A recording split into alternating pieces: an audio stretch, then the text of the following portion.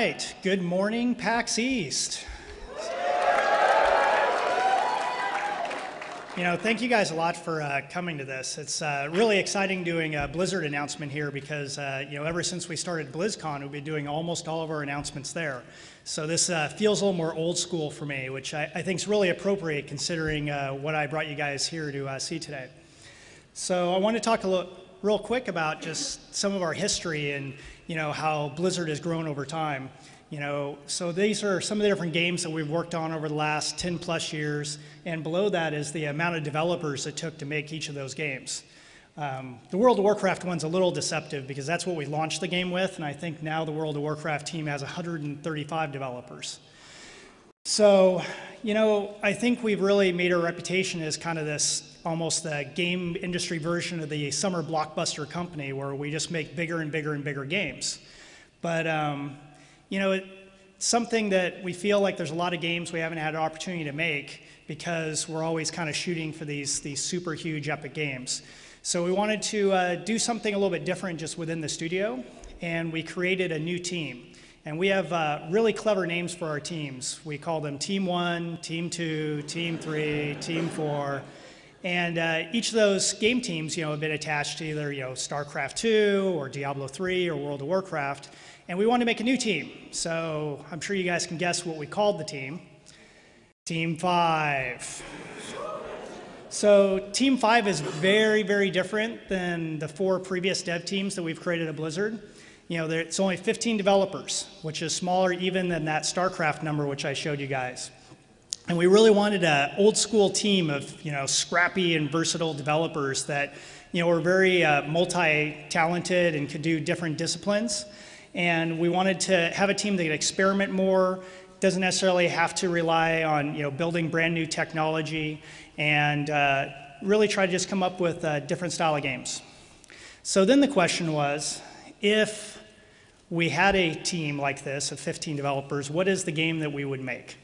And we had to really think about that a lot because we want to make a game that was really small, a little bit different than we've done in the past, and not something that we'd have to spend 5+ years developing. So what I'm going to show you guys here is the introduction movie for the next game that we're releasing.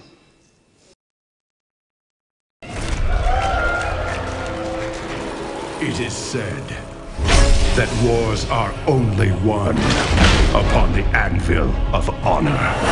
Others believe victory requires strategy and a mastery of power. War is deception. A game played best from the shadows. Only strength and raw power can assure total dominance. But of course, you could forget all that and just have fun! Hearthstone, Heroes of Warcraft.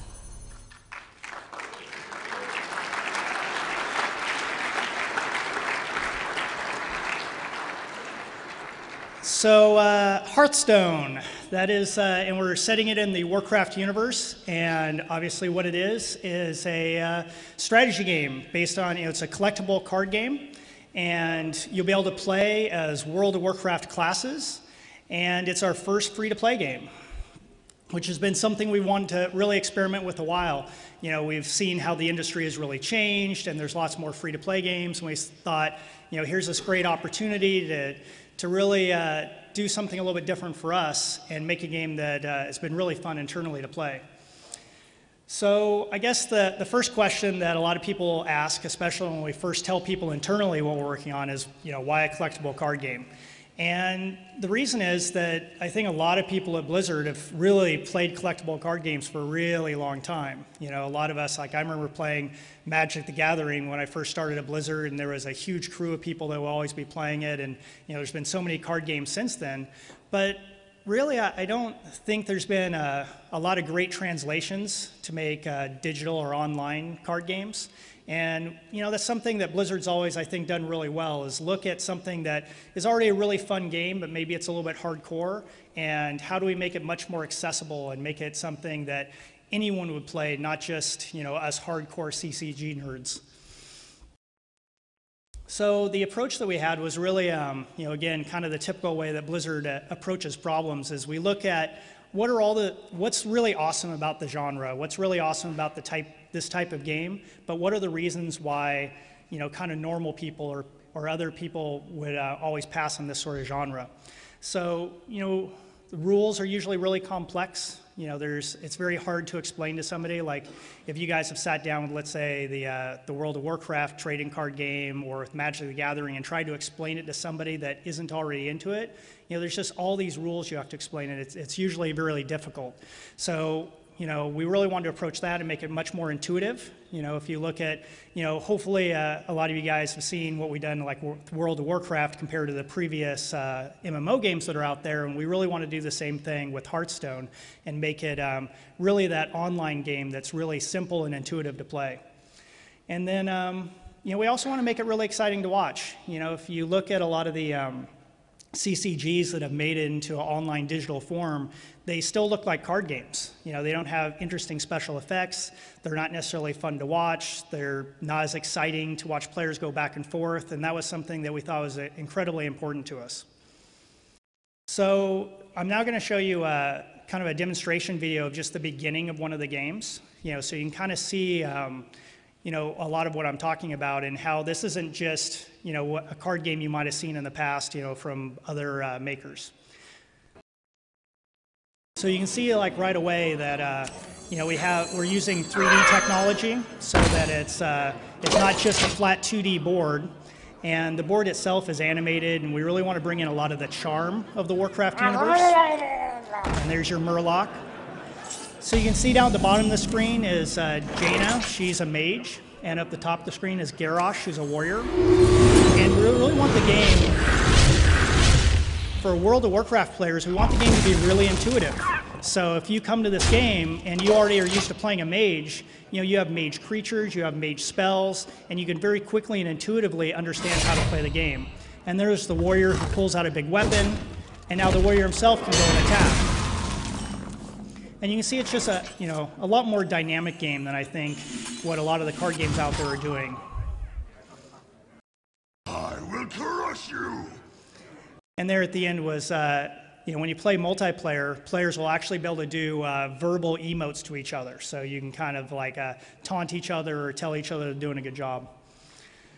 All right, so now I want to talk about, what is a collectible card game all about? Well, it's about collecting cards. So we've really put a lot of time and effort into creating a really cool and interesting card collection that's really fun to actually collect and build decks with. So in the initial release, there's going to be over 300 cards in the collection. And the way that you'll get new cards is through getting booster packs. So when you get a pack, it's going to have 5 cards in it. And the way you can either earn packs through playing the game, or you'll also be able to buy packs, which is part of our free-to-play model. We haven't decided yet, the exact amount of money that it's going to be per pack, but it's going to be somewhere around $1 is what we're guessing. That's kind of what we're testing right now, and then we'll probably be fine-tuning that throughout like the alpha and the beta. But we also want to make sure that players can earn packs. So even if if you're someone that doesn't want to spend any money on the game, it'll take you much longer to build your collection, but you'll still be able to just, week by week, earn more and more packs and add to your collection. And then there's obviously going to be many, many different types of cards. So there'll be different rarities. There'll be basic and expert cards. And then within kind of the expert set, there's going to be commons and rares and epics and legendary cards, kind of going with the same sort of verbiage that we use in the World of Warcraft with the item system. So one of the challenges that I think you have when you start creating a collectible card game and you want to do it online is you want to capture how fun it is to open a new pack. I think, if you have a physical card game, that's a lot of the fun. You go down to the hobby store and you're excited to get that new pack and you rip it open and you kind of go card by card to look at each one and see, did you get a lot of cards you already had? Did you get that card you were really hoping for? And then you rip into the next pack. And we wanted to capture that as much as possible with opening a pack digitally. So the team has really spent quite a bit of time with how to do that. And I'll show you kind of what it looks like to do that within Hearthstone itself.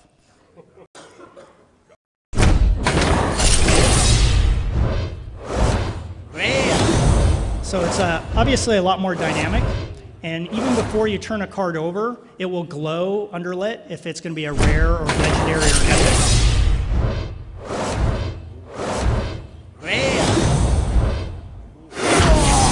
Legendary! So you can see, you know, taking this thing into the digital realm, we can do kind of some fun stuff that you can't really do in real life. You know, we can really celebrate that fact when you get a legendary card or an epic card. And we also do fun stuff too. So, you know, people are a little bit superstitious. So, you know, you can kind of see the underlighting of when it is a rare card or an epic card and decide, do you want to open that card right away or do you want to do the other cards first? And, you know, just add a lot more kind of ceremony to the opening a pack. All right, so we also added this concept of card crafting. So card crafting is really the best way to fill out the rest of your collection, or if there's one specific card that you're looking for, to get that one card. You know, because the way that the game itself works is that you play as a hero. So you pick a hero like a mage or a hunter, and then oftentimes, you know, as you're kind of building out your deck, you'll have a strategy where you want a very specific card that you want to fill out your deck with, and this is where the crafting system really comes in. So with the crafting system, again, something that's really common in collectible card games is you'll get a very large collection, but just because of the randomness of opening in packs, you'll often get a lot of duplicates, or you might get cards for a class that you're not as interested in because you're really focusing on your hunter class. So with crafting, what you're going to be able to do is you're going to be able to disenchant all those cards that you're not interested in and duplicates that you're not interested in, and then you'll get arcane dust, which then you can accumulate and then pick the exact card that you want to build and craft that card. So I'm going to show you kind of quickly a video of how that looks within the game.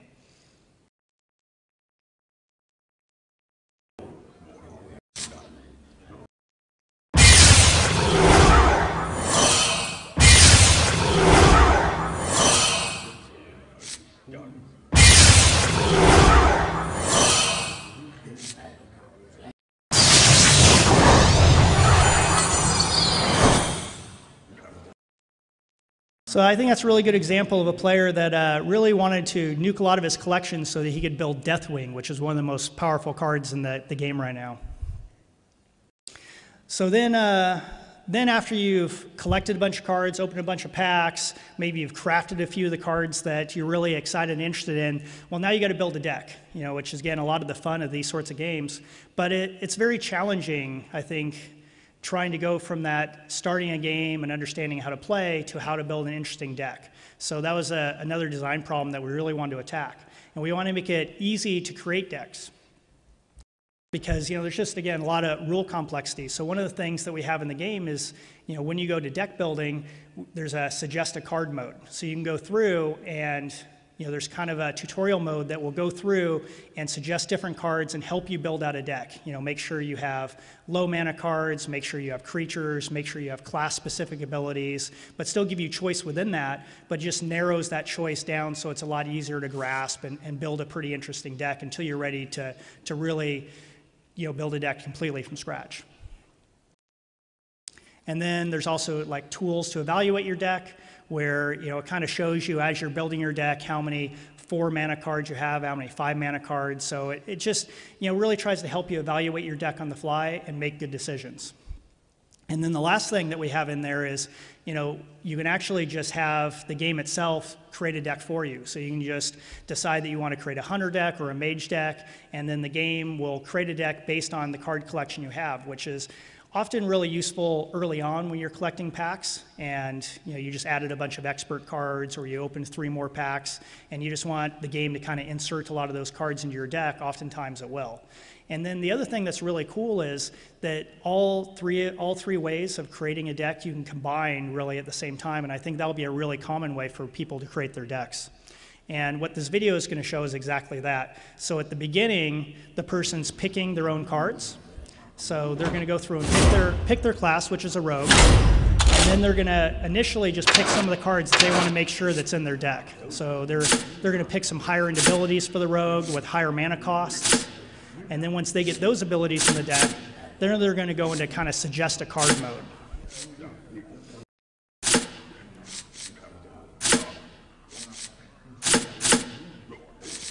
So now you can see they decide to start getting cards suggested to them, which now you'll just kind of get different choices. So there's looking for class-specific cards, and just choosing from 3 different cards that are class-specific.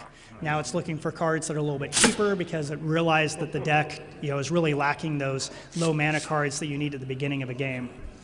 And now they just want to complete the rest of the deck, and the second half of the deck just gets completed automatically by the AI. And then you can see the tool, and then went ahead and named the deck the Mulan Rogue. And that is deck creation. All right, but the core of the game is really about playing the game itself.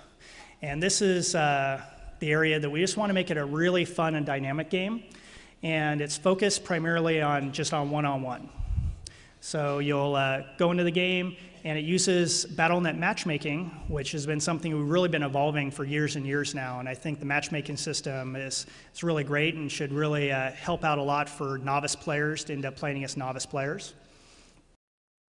And then you can duel online each week. We have a whole medal ranking system.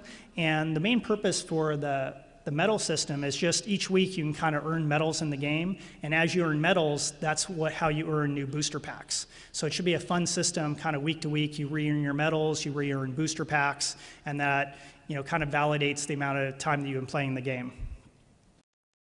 And then the thing that we really wanted to attack with this was to keep it really simple, but still have lots of strategies and be very deep. So what the team has really done a great job with is look at all those mechanics that you'd see in your typical CCG, or let's say in the World of Warcraft TCG, and pull out all those really complex rules or weird rules that maybe make sense when you're just playing a hobbyist game face-to-face, but when you really want to do a mass market online game, it doesn't make as much sense. But that doesn't mean that you have to sacrifice deep strategy.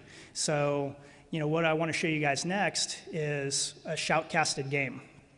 So one of the things that we did when we were showing this at Blizzard was we got some of the more expert players to play games against each other, and then we do a shoutcast, kind of like you would see for StarCraft 2 or like a World of Warcraft arena match that we've done at BlizzCon. And I think when you have the shoutcast, it really kind of shows how much depth and strategy and how exciting a game can be. So I'd like to welcome to the stage my lovely assistant, Ben Brode, who's going to be our shoutcaster.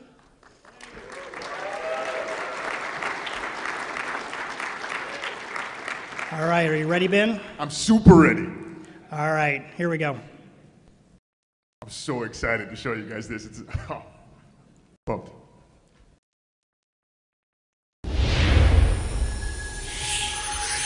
Fireside duels. Gul'dan versus Malfurion. These are our heroes for today's match. On the bottom, Soul shall be mine. Gul'dan the Warlock, piloted by John Briggs from our quality assurance team, and on the top, Malfurion the Storm Rage, the Druid, piloted by Dan Nguyen from our quality assurance team. And they're getting their starting hands ready, getting ready for the match. And the match has begun! My greetings. Hell yeah. All right, the players are emoting at each other, excited for the game. I greet you. And the Warlock player, each player starts with 1 mana. You can see that in the bottom right corner for the Warlock, and the top right corner near the water wheel for the Druid. And the Warlock uses his 1 mana to play. A Goldshire Footman is a defensive minion. It's got taunt. That means if the Druid wants to attack, he has to attack the Goldshire Footman first. And the Druid plays a pint-sized summoner. It helps him summon creatures that cost more mana, and that could be a problem if for the Warlock, and so he wants to use Chaos Bolt here to get rid of it quickly. He could have used the Chaos Bolt on a demon to infuse it with Chaos Energy and make it stronger, but it looks like he really wanted to get that summoner out of the way. The Druid plays Wild Growth. He gets an extra mana crystal. Now this is interesting. It means that the Druid is probably playing more for a late game strategy. Maybe he's got some stronger minions in his deck that he's gonna play later. He just wants to survive early in the mid game to get to that place where he's built his deck to really take advantage of. So now the Warlock knows that. He's gonna use this time to build his side of the board, get some minions out there. He plays a flesh-eating ghoul, which gets stronger every time a minion dies. I got the best deals anywhere. So now the Druid has a few more mana than the Warlock. He's got 5. The Warlock here has 4. And the Gadgets on Auctioneer lets him draw a card anytime he plays a spell. So he's going to start getting more mana and more cards in his hand. The Warlock plays Sense Demons, which goes through his deck and gets 2 random minions, 2 random demons, and puts them into his hand. He drew the Voidwalker here, which is also defensive, a little bit better than the Goldshire Footman, but it's a Warlock-specific card, something only Warlocks can play with. And then he deals some damage straight to that Druid. Now the Druid would really like to play a spell card here to draw a card, but he's got a lot of things to deal with. He plays Swipe, which deals enough damage to kill the flesh-eating ghoul before he can start eating corpses, and deals some extra damage to the other minions. And he uses his hero power to get 1 attack. His hero power costs 2 mana, and he can use it every turn of the game. He finishes off the last minion with his Gadgets on Auctioneer. Oh, the Warlock just drew Lord Jaraxxus. Lord Jaraxxus is very powerful, but he costs 9 mana. If he can make it to turn 9, Jaraxxus can turn the game around by himself. If he can make it there. So he's looking at his hand, he's got some demons. Demons are very powerful for their mana cost, but they sometimes hurt you. They sometimes have a drawback, and this one destroys one of your own mana crystals when you play him. So now there's a huge mana discrepancy. The Druid has 6 mana, and the Warlock has 4, as he uses Chaos Bolt to make his Fell Demon a little stronger. That demon has Taunt as well, so he can't attack anybody but that demon right now. He uses another Swipe that draws him another card, deals 3 damage to the demon. Now he has 4 health left, so he can use his Gadgets on Auctioneer to attack, but he might want to save it so he can draw more cards. Looks like he used it to attack and plays another Pint-Sized Summoner. Now there's a much bigger mana discrepancy, especially with the Pint-Sized Summoner, who makes the minions cheaper for the Druid player. So as the Warlock, he's really worried now about seeing some of these huge minions that he thinks are in his deck, and so he uses Drain Life to suck 2 life out of that Pint-Sized Summoner. He uses his hero power to draw cards. You really don't want to let that Druid start playing these huge minions that he may not be ready to deal with yet. Well, the Druid has 8 mana, so he might start, he has enough to start playing something huge.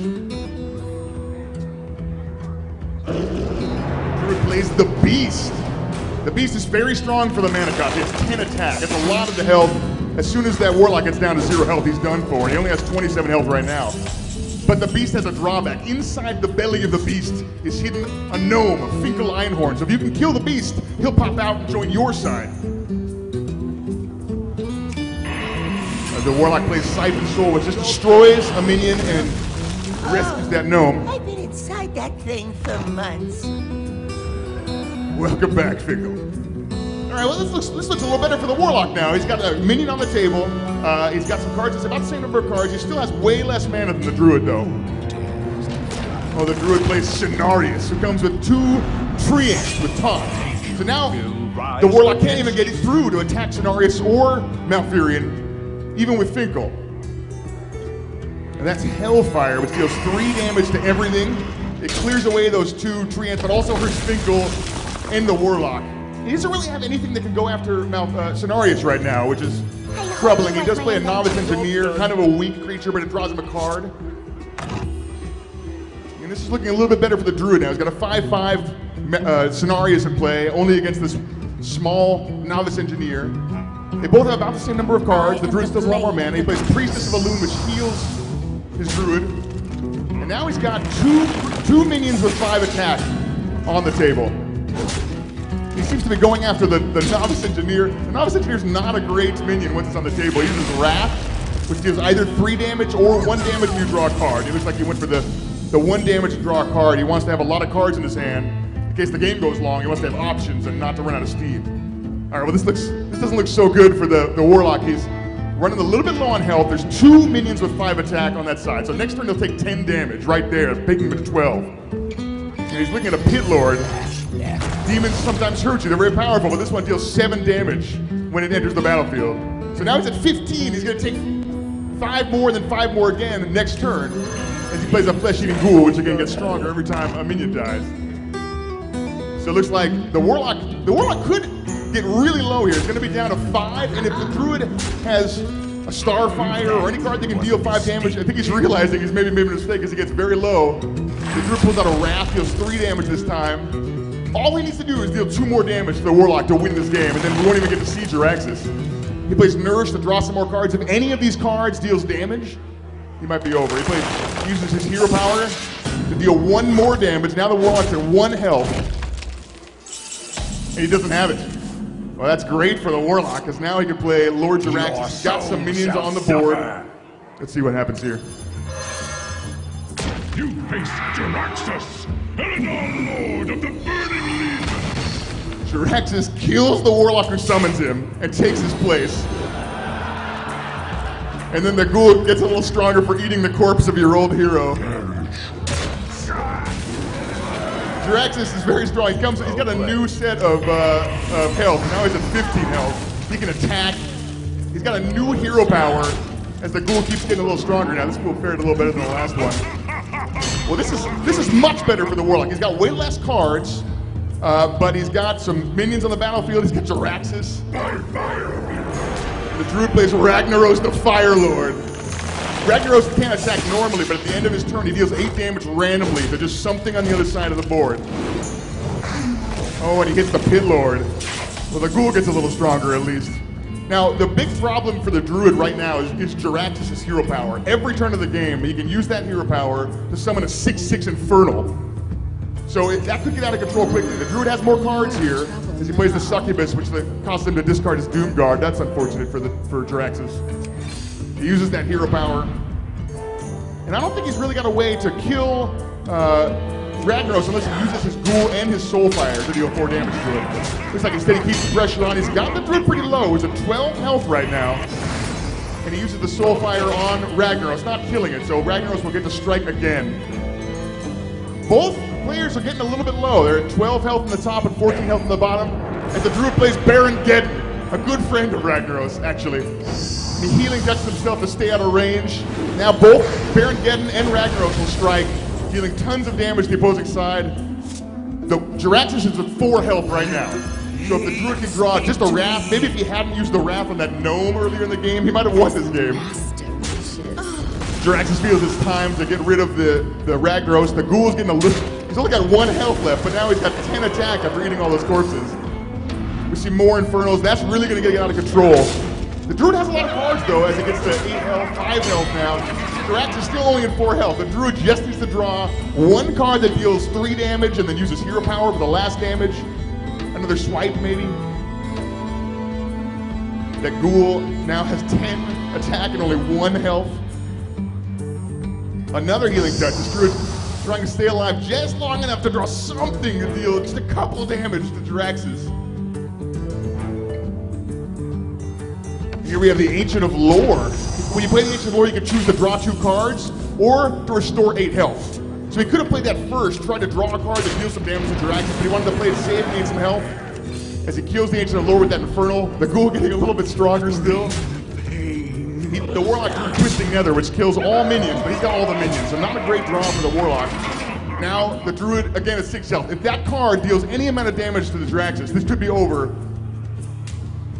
I am the blade of the gods. Priest of Loon healing some more, and then he's using his hero power. Oh, he's gonna sacrifice himself just to kill the flesh-eating Ghoul. He's not going out like that. And that's it. Jaraxxus has won!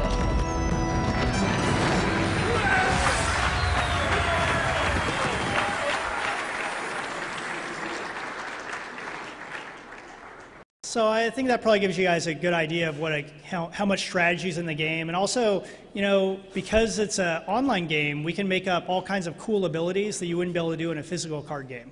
And I think, you know, we'll continue to kind of explore that space as we continue to make cool abilities and cards. So the big question is, of course, what can I play it on? And we are big PC stalwarts at Blizzard, so we're going to launch it on Windows and Mac. But probably one of the cool things that's also a little bit different is it's actually going to be playable on iPad.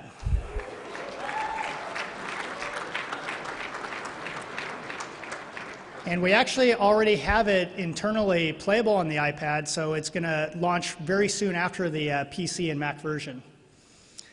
All right, so when can I play it?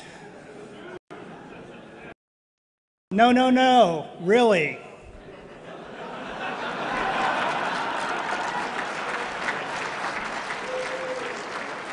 So the beta is going to be out this summer. The release is this year, and you guys can play it on the show floor today. And you can play the Windows version and the iPad version today. So this is a big experiment for us to see whether or not we can actually announce a game and release it in the same year, which is something we would always love to do.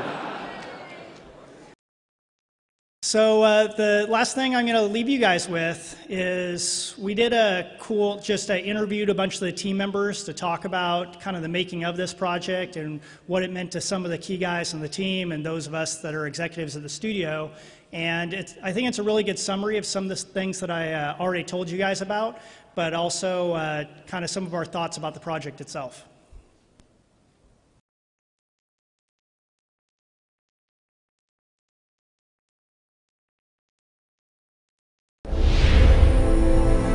I think the release of Hearthstone is really important for Blizzard. At a broader level, it's kind of a step out of our comfort zone. It's not all that big far of a step, it's a Warcraft game, but just being so accessible, right? And that's really exciting. Previous to this, all of our games have been like 50-plus person teams and have been multi-year development cycles. And we really wanted to see, could we make a game that lived up to our epic standards, but is much smaller in scope? We're loosening up a little bit, and we're developing, you could say at a smaller scale, but at the same level of quality, the same level of investment, the same level of passion. And what we really wanted to prove to ourselves was that we could still kind of go back to that old garage programmer days of a small team accomplishing something really fun.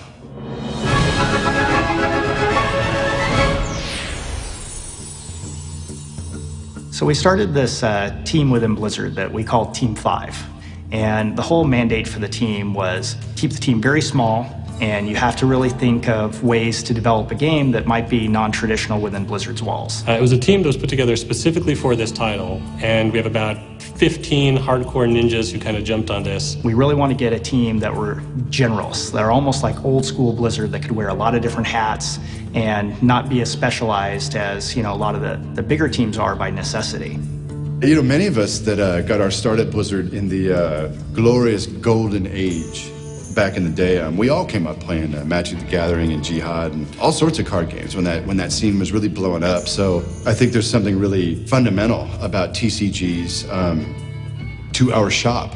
Anytime that we decide to make a game at Blizzard, it's because we're making a game that we want to play, that we think a lot of the Blizzard fans would also be excited to play. We're busy tonight, but there's always a spot for one more. It's quick and easy to learn. Here, let me show you. Hearthstone is a easy, accessible game where it's like playing as one of 9 heroes in the Warcraft universe, and it's essentially a collectible strategy game. One of the most exciting things about Hearthstone is how easy it is to get in and play it. It's a game that within 5 minutes of jumping into the experience, you'll know exactly how to play, and you can be having fun in that time. Your souls shall be mine! Victory or death! If you're coming to Blizzard for the first time, this is a game that's for you. If you've been playing Blizzard games for a while now, whether you played World of Warcraft or you played Warcraft back in the day, I think you'll still sort of recognize a lot of the really cool spell effects, really cool class mechanics, things that you kind of really came to love in previous titles that we've released. It's not only a really fun, gameplay in and of itself, but it just offers that window into the characters and the lands and the depth of what Warcraft is. You can put together your deck, play a game, takes 10 minutes, and then you're out. Really fun. Ah, this is my favorite way to play. So the first of the 3 ways to play Hearthstone is play mode. And play mode is sort of our base way to play. You go online, you play against another randomly match-made player, and then you can earn medals or packs of cards by playing. After you play games against opponents online, you'll see new card packs show up, and as you open them, you'll get new minions, new spells, and abilities that let you expand your overall collection and types of strategies you can play. How you're building these cards that you're playing against other players with is in a collection manager where you have a huge collection of cards and you're building different cards. I'm putting weapons in, I'm putting abilities in, I'm putting different minions in, and I'm building a powerful deck that I can use to crush my opponent.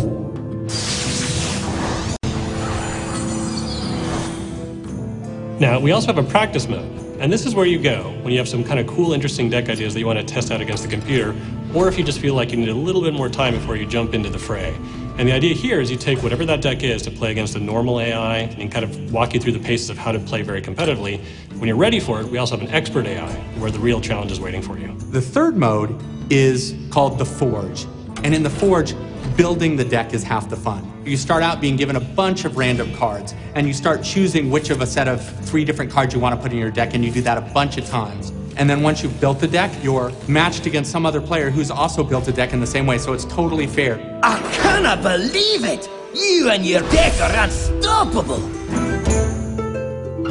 One of the phrases that we've thrown around a lot is making games that are epic in quality, but not necessarily epic in scope, and that's exactly what Hearthstone is. Fundamentally, most people think of epic as being really large.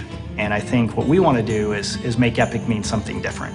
Epic should mean an epic fun play experience that you want to play for a really long time. But that doesn't necessarily mean that the game itself has to have, you know, thousands and thousands of monsters and huge monolithic technology. You know, it's like do something that's small in scope but epic in gameplay. It's really where the world's going, and I like that we're, you know, getting in step with that, and we're taking risks on kind of smaller products that have just a high degree of fun and imagination. I believe that people are going to get a big kick out of this product. It's got all the personality and quality of any of our big games, and I like us in this space. Hearthstone! Heroes of Warcraft! Job's done.